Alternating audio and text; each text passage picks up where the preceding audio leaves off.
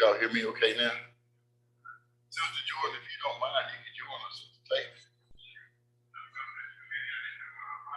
Yes, sir. Yes, sir. Brad, if you don't mind, you can close that door.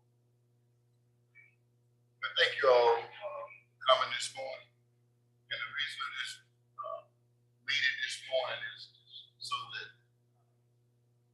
Rankin County Sheriff Bailey share with us some information as it pertains to the pilot program that we started with Rankin County last year as it relates to individuals being able to go out and find work so that when they are released from the county jail, that they would have a place of employment as well as finances that would help them along the way. Kept up with the sheriff last year and talked with others who benefited from his program. I just think that it was a good thing, and so I just want to share his comment and share that information with us today because at some point today we will be introducing legislation to keep this program, extend this program out as far as we can, and also start a similar program with MDOC. And all this is based upon how everything has happened in Rankin County. So Sheriff Bailey, please feel free at this time to share the information that you have with this body this morning.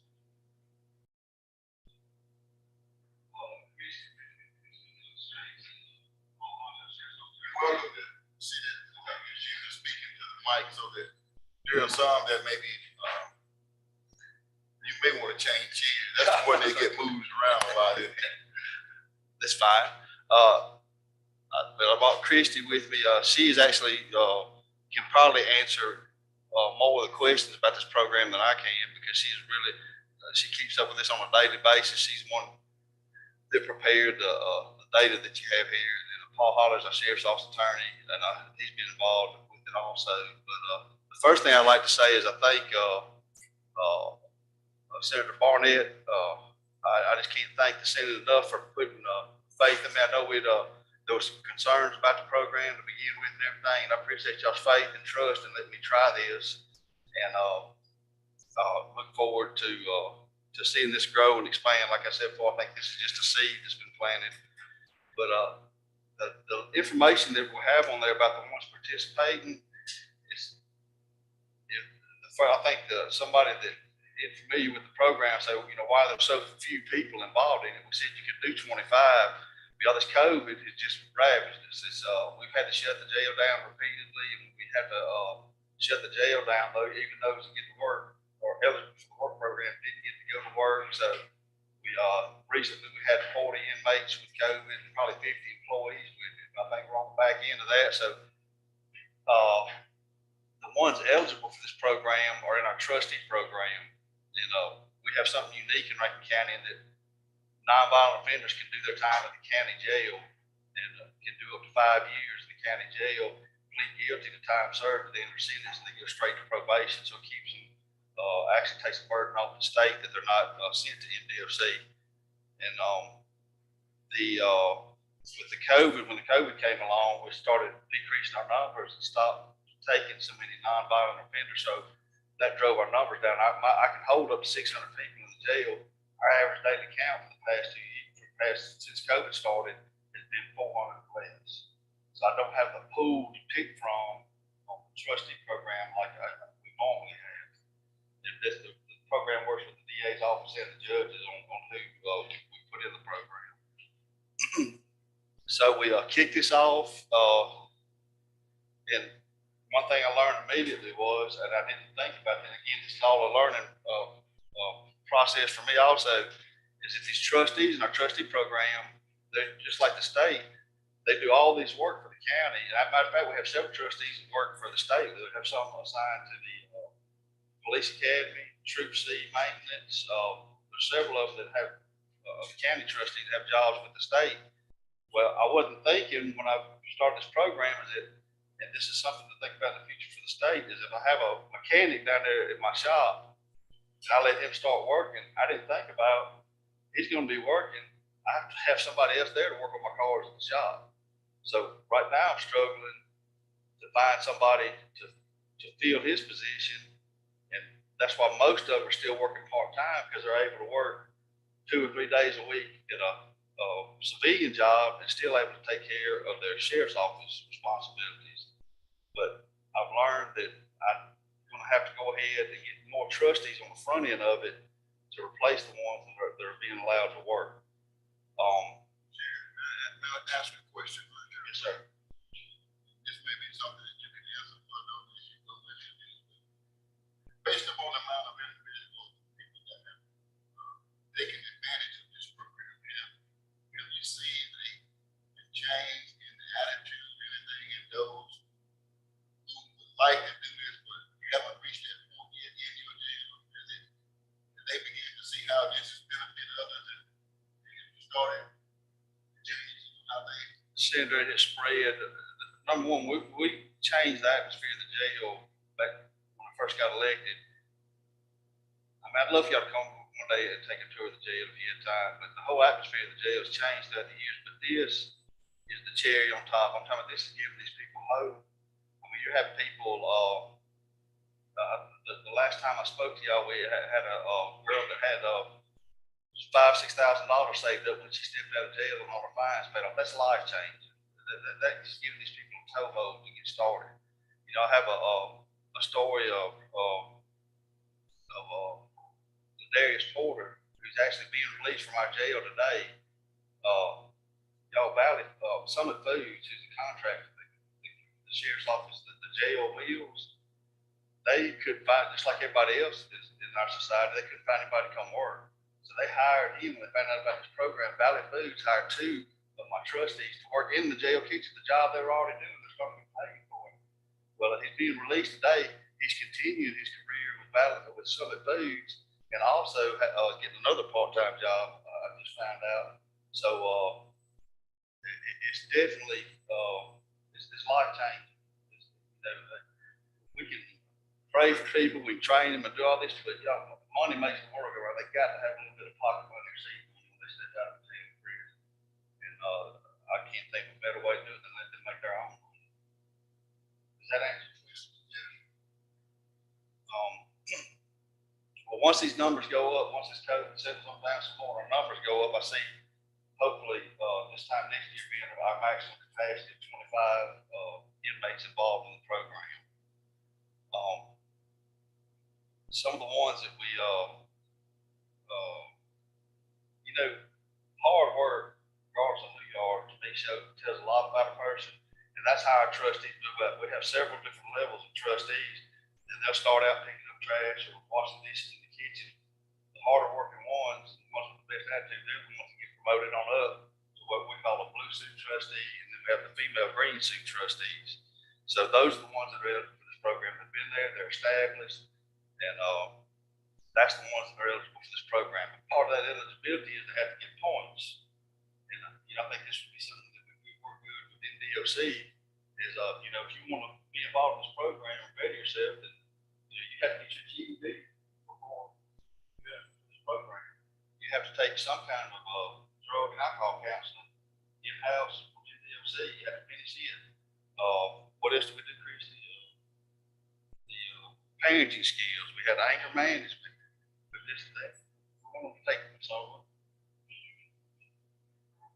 anger management, computer classes, something, whatever's offered, it is something to show that they're taking the effort to improve themselves while they're not eligible for. Well, they first get this. I think that somebody's taking classes to continue to improve themselves before they get this program. Says a lot about their work ethic. They're really better themselves. So that's what I would look at on the state programs, offering just some basic core classes. And even if you don't have the resources to, let's say, Celebrate Recovery is the drug and alcohol one we use. Is if they don't, that's all you can offer is that one class. Well, then if they take it over and over and over again, if they take it 5 times, that's 5 classes. Your financial management is big. I was shocked at the number of people that had never had a checking account, never had a savings account. They didn't know how to pay their bills. It's just amazing me. really have to brag on Hope Financial here in Jackson. They actually send, I'm sure they do the same for MDLC. They send, what's her name? Renata Walker out, and she taught classes to the inmates. And Hope Financial will also help start up their banking institution, also so they can start their accounts there if they wanted to. The some problems that we've run into on this, and again, I had no idea when I stepped off in this. I asked y'all for something. Don't say be careful what you wish for. Lord, get it. The first thing I find out is that everybody that's been in this program, pretty much 90% of them, in their former life, their former drug life and life of crime, they've lost their driver's license, they've lost their social security card, they've lost their birth certificate, and it is a nightmare, especially on our end, to try to get these documents for them. So that's where we start at. That's why I've asked a few times for the legislature to consider a jail booking sheet, stamped certified true and correct, be a valid form of ID in obtaining a driver's license, birth certificate, open a bank account. Because when we book them in the jail, we do them on a smooth transition. So there's no doubt of who they are. There's no doubt of who they are at MDLC when they go to MDLC. But you had to have them somewhere to get started to get these documents. So that was a big challenge. And then paying fees. And I'm not talking about the old fines or anything like that. I'm talking about just buying the driver's license, paying for a birth certificate. The social security card is free, but those two, between Christy and I, when initially we probably spent $300 for our own money getting these documents. Well, then God blessed us with we have a nonprofit, All Things New Ministry. They stepped up pretty much. They gave Christy a debit card from them, and they paid for all the fees now for the license, birth certificates. So again, that's something I'd recommend as partner with a good nonprofit to help you on this to cover, because I can't legally pay for those fees out of sheriff's office. And the inmate doesn't, they're just not starting programs, so they don't have the money to pay for this themselves. Another issue with that is we partnered with one of the businesses we partnered with, Jenna Ben's Restaurant, which is directly across the street from the sheriff's office. And that's one of the main reasons we partnered with them, because there's no transportation issues on getting the ladies to and from work. It's like 100 yards from the sheriff's office. But part of that, they have to have black pants, they have to have the slip resistant safety shoes, a tie, different things like that. Again, I can't pay for that out of taxpayers' money, so we were struggling to get different people to buy things and get things donated. Again, All Things New Ministry, they take this debit card, take them to Walmart, get whatever they need to start their jobs. So that's been a huge blessing right there. It took away a headache from us. One issue that I'm still struggling with, and I still don't know the right thing to do with it, is transportation. Like I said, with the females that we have right now, it's not an issue because they just go across the street. I have some males, car dealership, a welding shop. My mind went blank, but let's say the car dealership at Bob Ford Honda. It's about 5 miles from the sheriff's office. So my guy that works there is a mechanic at the shop. So my man that's over the shop, when he picks up his trustees in the morning, picks up that guy, takes him to Bob Ford, drops him off, and then goes and opens the shop. In the evening time, the guy works, he'll shut our shop down and drive to Bob Ford and pick up the guy and bring him back. And in my mind, I'm sitting there thinking that this guy's close to the end of his sentence. And somehow or another, we had to build up some faith and trust in these people. And he asked me one time, hey, there's a guy at Bob Ford that said he'd pick me up and drop me off. So I don't know this guy. And then I think about the liability and let him ride in a private vehicle. So that's something I'm still trying to weigh out and figure out the best way to do it, the transportation issue, getting to and from work. There's part of him wants to say, let the employer be responsible for it. But again, I just don't know what the right answer is. So that's something that we're going to get into and from work. And I don't mind tying up an employee getting there. It's just figured out what's best for the inmate, but the liability for the county too. There's other issues that came up. We're trying to come up with the guidelines for these people to work. You know, I can't stand alcohol. I don't drink, and I've just seen so many bad things happen with alcohol. But y'all in our society now, they sell alcohol. So Jenna Venice has a bar, or girls order, and they serve alcohol there. So when we first started this, we said, you know what?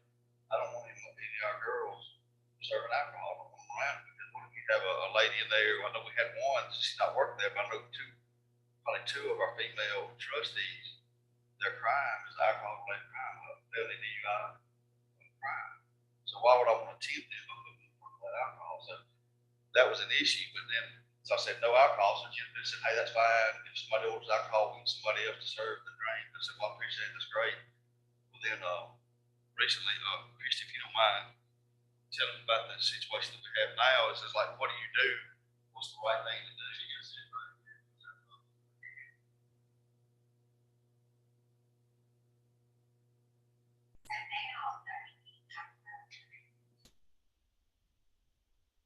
So now we have one of our ladies that works at Jenna Venice, and she has done such a good job there that the manager at Jenna Venice came to me and asked if they can start training her to be the front house manager.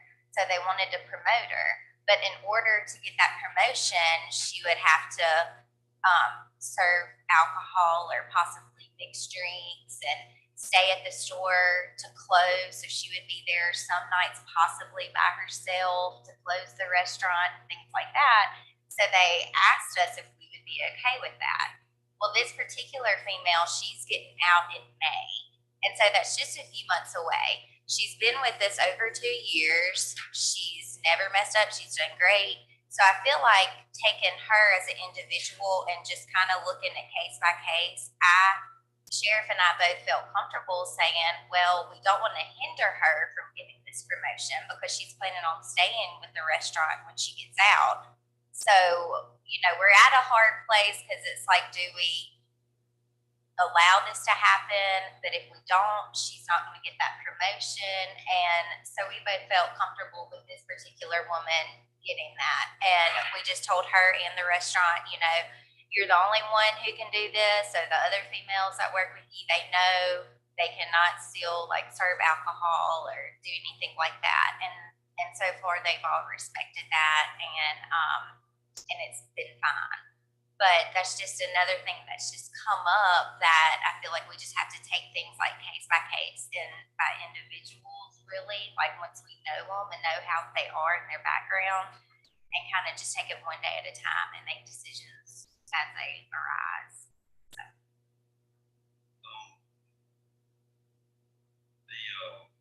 One thing I want y'all to know is that in this work program, I've had 20 plus companies contact me. Hey man, if you got this work thing, last part of the legislation, I gotta have some people, I need some people. You know, I can put 200 people to work today. Everybody's begging for employees. I have to just put people off. Again, I want this thing to start out small, just like it has, and slowly grow so I can learn. But I don't want to learn from a mistake. If I can help them to grow and get into something bigger. But I'd recommend that, you know, you do something with MDOC is maybe start out with 1 or 2 companies or business, well established, well, a good reputation, start out with a couple of companies. And what I don't want up here is like with this Jenna Venice and with Bob Boyd Honda, I don't want to appear like I'm favoring this business or this business or anything. I'm doing what's best by the sheriff's office by letting them work at these places. Because I know Jenna Venice right across the street, we go there anytime. I know Bob known for 20 years. I know, you know, they're going to watch out for the person there.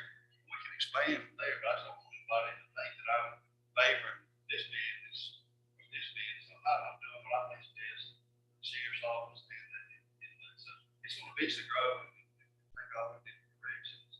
But again, I don't want to know what I keep saying when I have 10 other restaurants that are asking for people. I just don't have them all here. Sheriff, if I can ask a question at this point, or Mr. Chairman, if I can ask a question. The one thing I want to make sure, and that's why we're talking in the mics, because people will watch this. We have counties across the state that believe they want to participate in this. You guys have put a tremendous amount of personal time, work, effort into this to be successful, and you have still these things that you're pointing out for everybody else.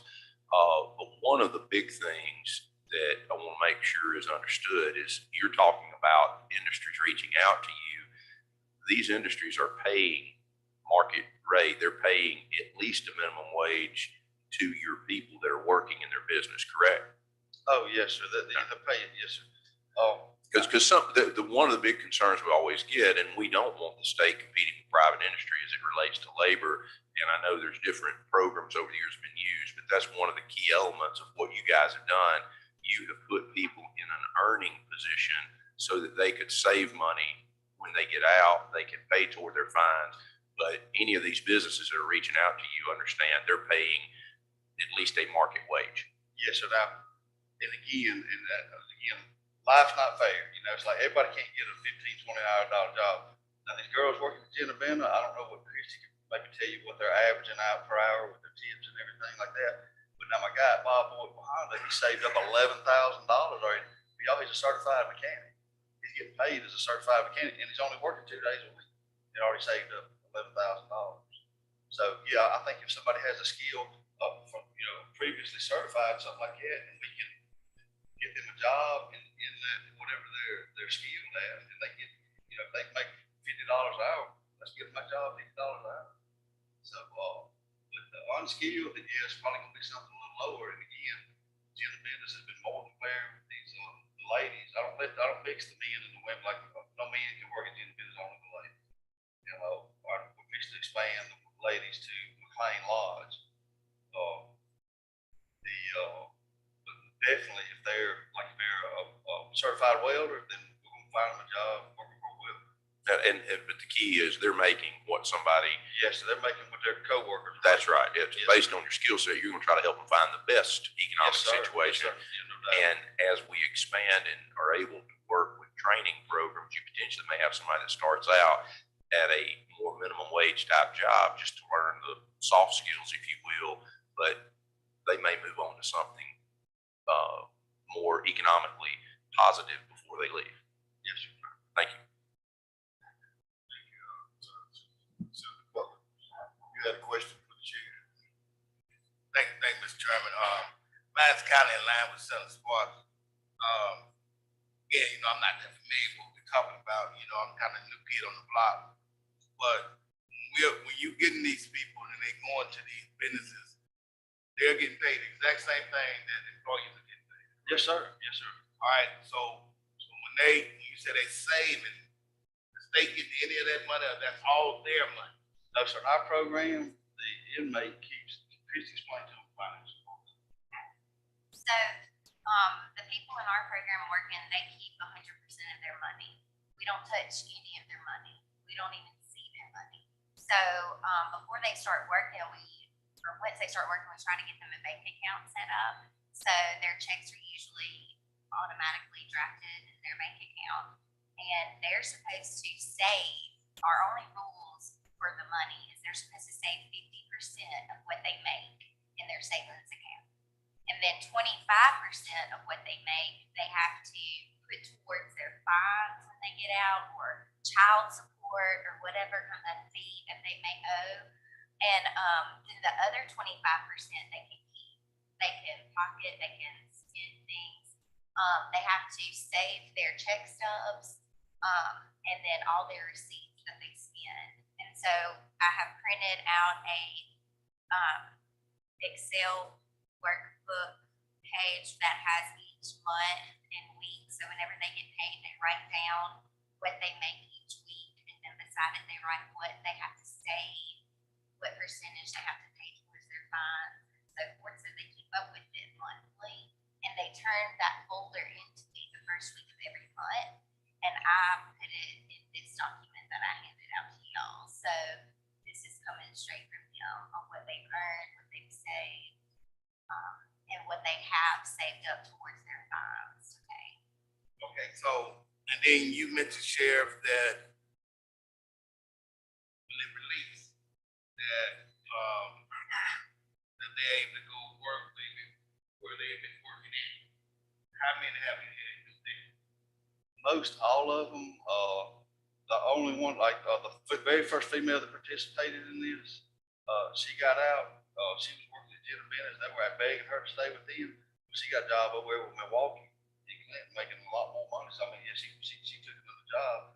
But I'm not gonna let anybody in the program, I'm not gonna let them get a job out of the county, they're gonna have to stay in Rankin County. So, yes, she probably went double her salary if I get that job in Milwaukee, but my hope is that like with the Bob Hoy, mechanic, that, yeah, he stays there, they've already told him he has a job next, and, they're paying him very well. And then I have a welding shop that's, really interested, and I think that'd be a great skill for men and women. Cause he'll actually train them on the job when they're working, and help them get certified in welding. Again, there's people begging and screaming for help. Sure. All right, one other question. I was just gonna, it was just in line with what you had. But Sheriff, is there, one or two, individuals that participated in your program that are now working currently for you at the Rankin County Jail? Yes, sir. I hired some before y'all passed this, and then since you passed, I've hired even more. But, I'm telling you, I'm amazed. I wish I could take a magic wand and do away with some of these felony convictions, because I got some guys, men and women that, would be better deputies than some of the ones I have on the road right now, because their customer service skills, their way they, their whole attitude and everything. But I've hired, usually two in animal control. I hired one, for the, jail maintenance, one for the cleaning of the, being over the cleaning for the county buildings, the shop. Yes, I mean, I've hired as many of them as I can. Y'all, y'all had a few issues. I've had a few disappointments, but 80% of the ones that we've tried to help are just part of our family. Just one other question. Yes, Chairman. So how many you said you started off with? What we start with, five or six? Well, in May, we started with 3, and you can see on this document, like each month, who's continued, and I put on there if they've successfully completed it and got released. So we're up to like 11 now, and we just have one on here with Darius Porter on the very back page. He just got released today, so I'm gonna finish putting his information in, and then he'll continue working where he's at now, where he's been currently working while being incarcerated. Thank you, Mr. Chairman. Thank you. Yes. Thank you, Mr. Chairman. Mr. Sheriff, like I said, that was, one of my questions was the number, and I think it's 11. How much is the county investing any money into this? It'd be hard to put a number on it. If it is, if the time invested is pretty much gonna be the time it takes for the jailers to run the girls across the street. I'm not talking about in-kind, I'm talking about cash. I think the county's putting up any money to, and I've got a lot of questions because I've had some previous conversation about maybe a replicated program. Yes, County, but I'm not gonna, but I think that your answer will help me to whether I want to try to go forward with it or not. no, sir, no sheriff's office, no budget money has been spent on these programs. It's either been, personally, a nonprofit, or donation. Yes, sir. So, but if the county, I'm not necessarily talking about Rankin County, I'm talking about if the engaging county would invest money in it, would it make it more effective if we had money that were invested in the program? Yes, I think if you had a big enough program, I think if I had an employee that was dedicated just to the transportation, picking up, delivering and picking up the inmates, and maybe taking them to get their driver's license, different things like that. But I have a large enough staff. I have 240 employees. I have enough people that I can sort of work it into different things, because we're gonna have somebody to take them to get their driver's license, somebody to go get the birth certificate, somebody, all that stuff they can do Social Security card by mail still. Somebody to pay off, like we try to make sure everybody has a driver's license when they get out. Well, a lot of these folks working, they have fines that have to be paid off, and a lot of that can be handled through the mail, but somebody's got to drive to the highway patrol to pay the reinstatement fee, get their license back. So, yes, sir, it is gonna tie up. But you know what our payback is for this, y'all? Our payback has been hopefully 80% of these people involved in this never ever come back to jail or prison. That's where we're gonna make our money. Well, let me ask you now, you said that the bank accounts, out of the 11, how many have opened up, bank accounts? They have to open a bank account to participate in this. Now, is that, basically, you said hope, with Hope Credit Union, I do it, Hope, and then more or less I let them pick, whatever bank you want to use. And a lot of them, y'all, they've never ever had a bank account. One guy was scared to death to put his money in the bank because he thought they would take it. But we use, I think, Bank Plus, Trustmark, Hope Financial.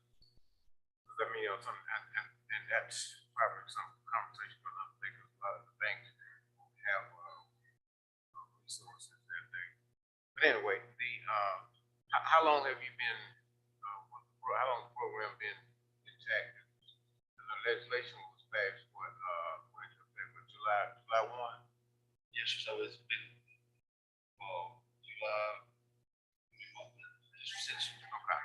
so, like I said, the first 3 started working as soon as y'all passed it, and then, So looking at, I guess looking at where, I mean, and the challenges that you have had a problem faced so far.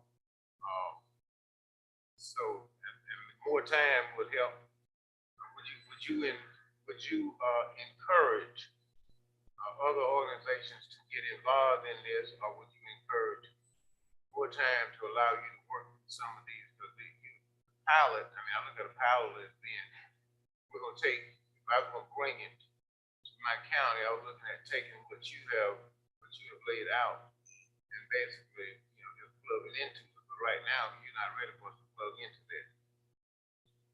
yes, and I think this is gonna work. I think if we just, we start out small and we continue to learn. The COVID has been the biggest issue for me, is that that's why this information and the data sort of skewed, is because we haven't even gotten close to reaching our full potential on it yet. Well, I mean, and I'm saying that, but I'm saying, do you have, you said do you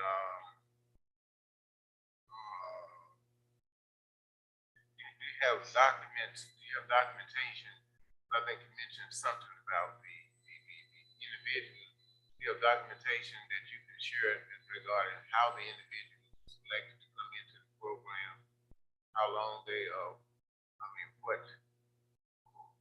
how they respond to the program and how you respond to them, and those, you have documentation of that. Have you had time to basically accumulate all of those and put that together, so that when I make a referral, I can just basically hand this to my county?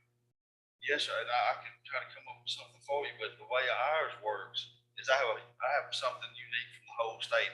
I have my own sheriff, there's no state inmates involved. This is all county inmates that are doing their time up to 5 years in county jail. So they actually their work ethic, how they perform, and the classes that they take, that's how they rise to the top.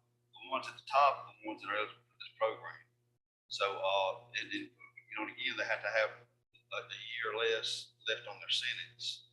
So it's, again, I think that would be the thing to look at. People incarcerated with less than a year left to serve on their sentence with a good behavior record. Just like you pick somebody from probation or pick them as a trustee, if they've excelled, I think your people local, your boots on the ground at the jail or the prison will know, hey, this one's got a good attitude, this one's got a good, and I just start with the ones that are around them every day. So, yeah, I do it. I guess one of the things that I was thinking about now, are they the individuals that clean up the cut your lawn and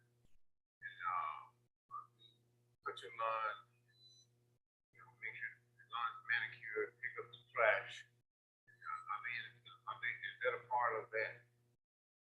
Yes, that's again, that'll be a different level. We have the different levels of trustees, and the blue suit trustees are just below being an employee. They have all so many rights and privileges. They're almost an employee.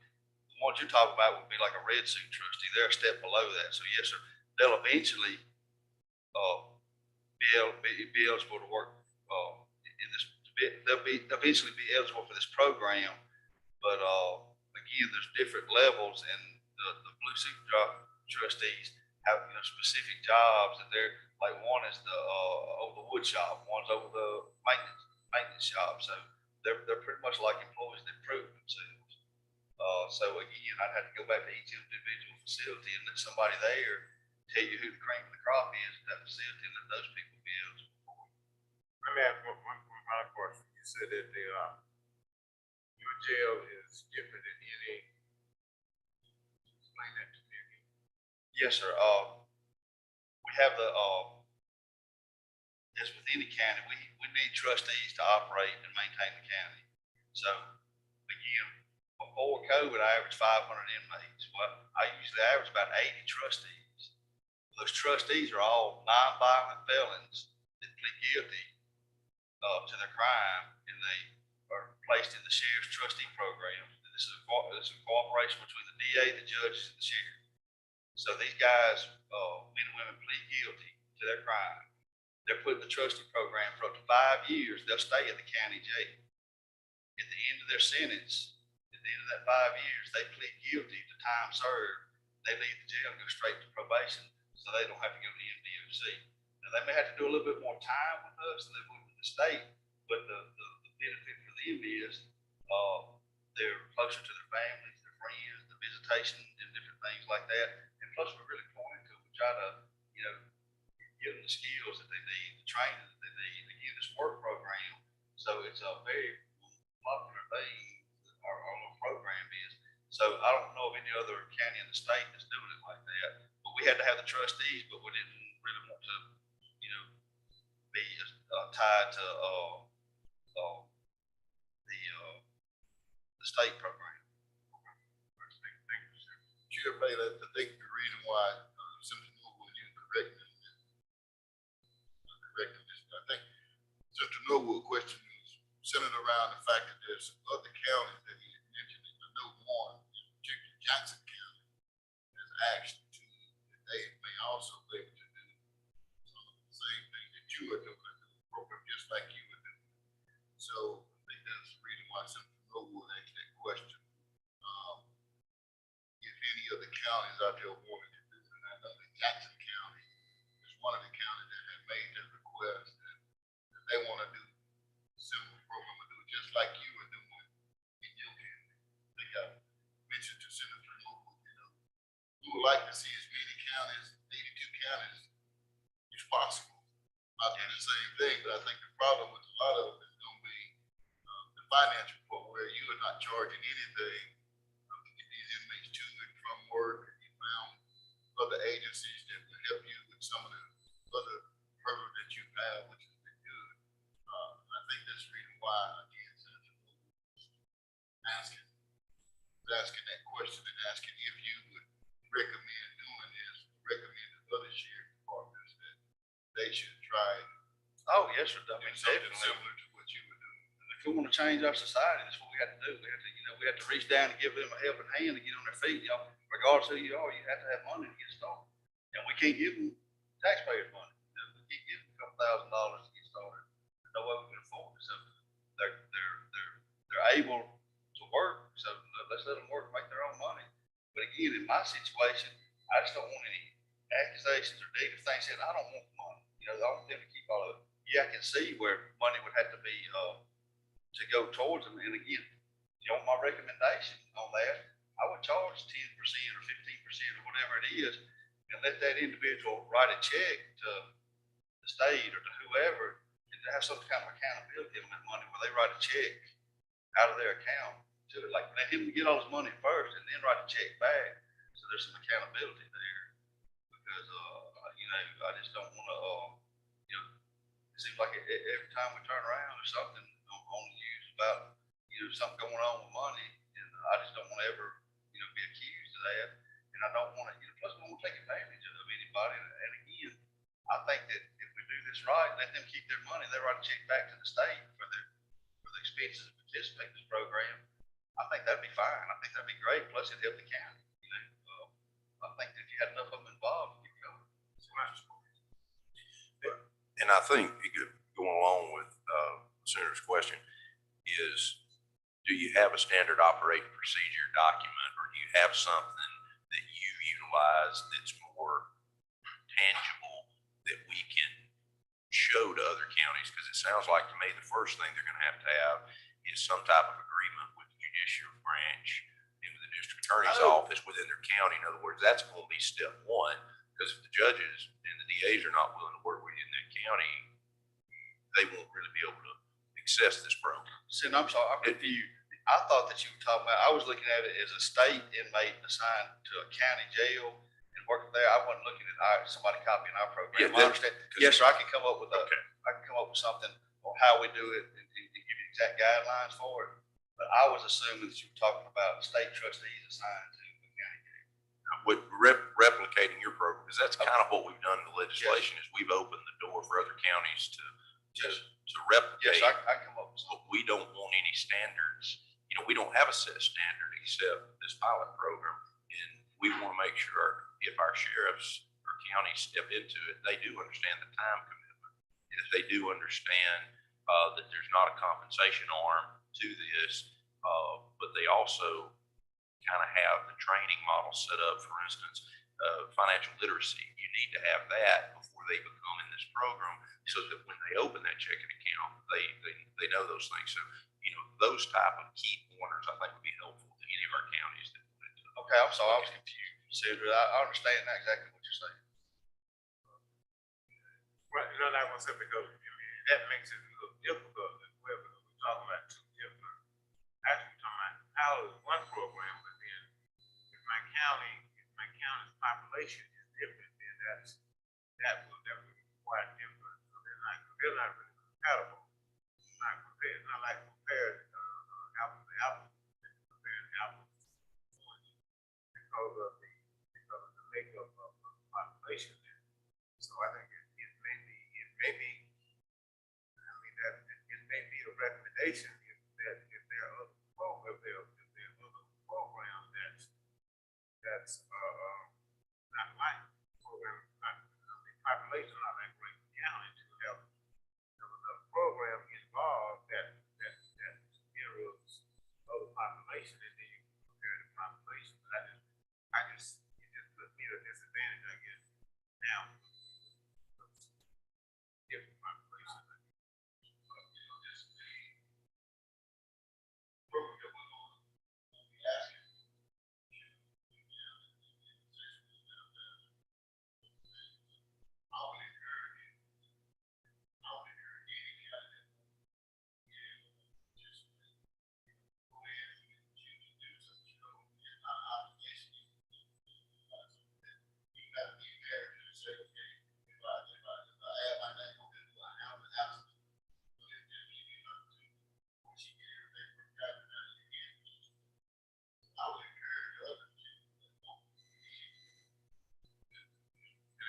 Be able to create our own program, like we're talking about different populations, they may not mirror what we're talking about now.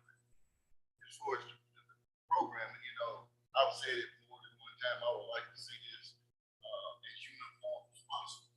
Whereas he may be getting money from other organizations to pay for the uniform and the work. And those things, maybe in your county, it could be done, the same thing could be done, it just may have to be done a different way. Maybe your county supervisors may agree, yeah, and then something else. So I'm not saying that it has to be, you know, as far as that part, but as far as, you know, like Senator Sparks mentioned earlier, as far as those people being taught those classes, as far as the things that they should have to do to, you know, to get to where they are trusted enough. One thing that has made this program out of success is that not only have those people earned the trust of the sheriff's department, but the sheriff that handpicked these individuals, they feel safe because they know that the sheriff went and picked the very best of what he had in the jail based upon what they've done in the jail to prove themselves. So I wouldn't want to see individuals just chosen just to be chosen, just to say that we got 25 people available. I want the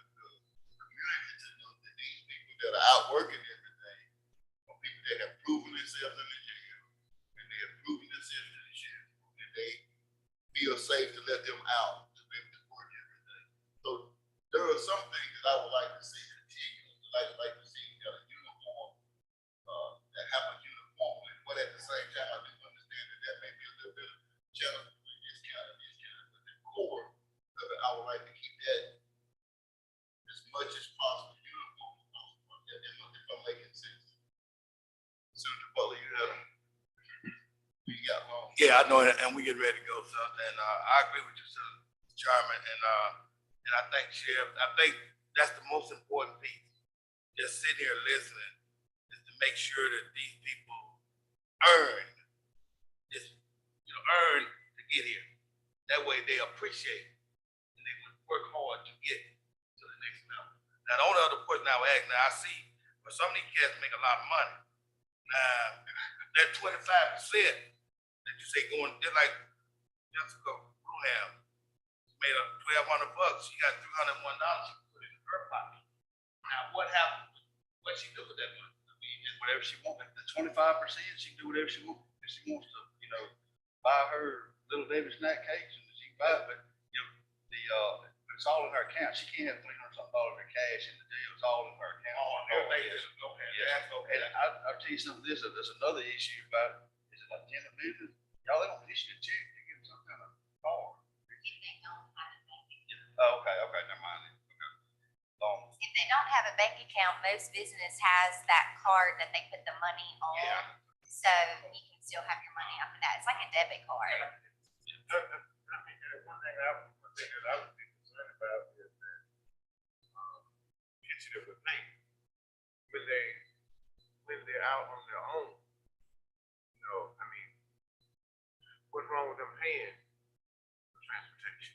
I mean, that's something, there may be some ramification that you have to go through. What I'm saying, when they're out on their own, they're going to have a vehicle, they're going to have to pay for it. So, I mean, it's preparing them for the future. So that's something that we probably can look at. Yes. That's something that you will see later on today. On another piece of legislation that we're going to introduce. Portion of those individuals' money will be used to pay for their transportation to and from work. And I think the sheriff even said it earlier.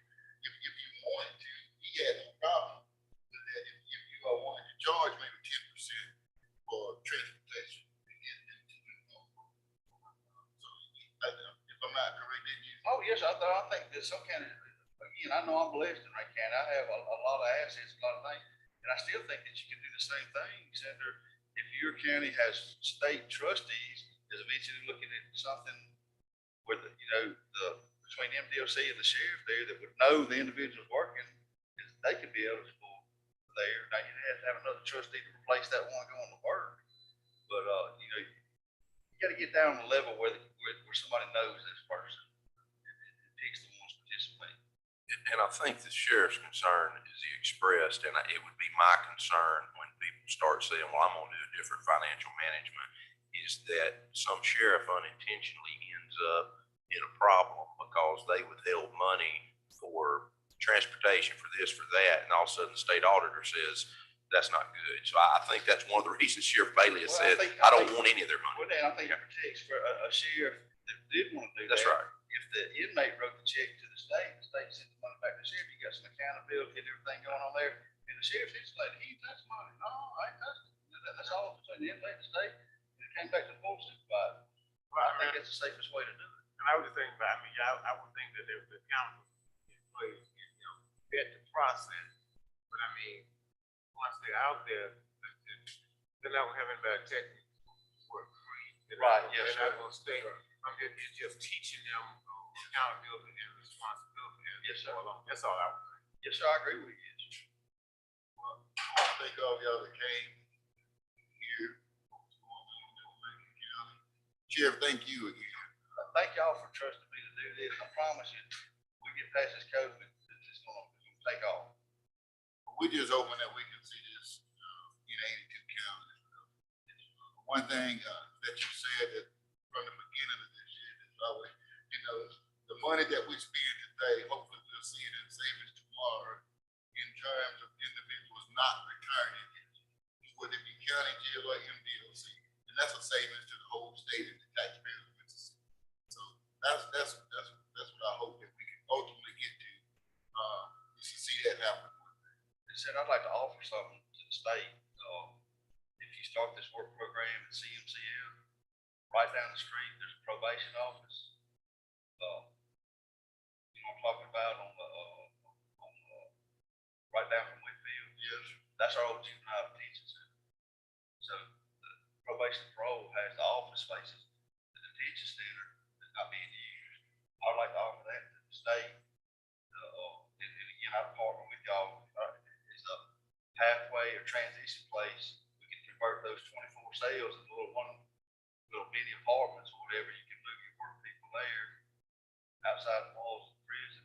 And again, have it, you know, that be shut down at night and everything, but you'd have a place they could come be picked up from work, or it'd be a minimum security type thing instead of, you know, but I think it's a perfect location, perfect place. I'd like to offer.